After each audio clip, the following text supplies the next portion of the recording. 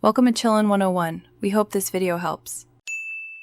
In this video, I will explain how to adjust your Nissan Sentra clutch pedal. Proper clutch pedal adjustment ensures smooth gear changes and extends the life of your clutch components. Before we begin, always prioritize safety.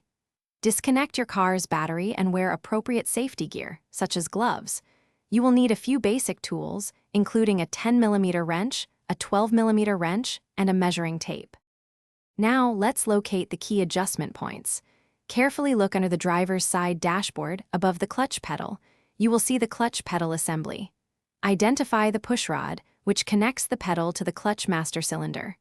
Also, locate the stopper bolt, which is usually threaded into the pedal bracket and limits the pedal's upward travel. These are the two main points we will be adjusting.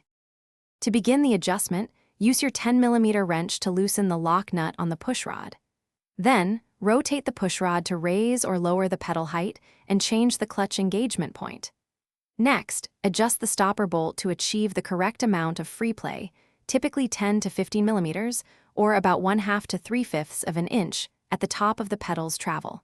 Finally, securely tighten both lock nuts. After making your adjustments, it is crucial to test the clutch thoroughly. Start your engine and carefully test the clutch engagement and disengagement. Shift through all gears to ensure smooth transitions without grinding. Confirm that the pedal still has the recommended 10 to 15mm of free play.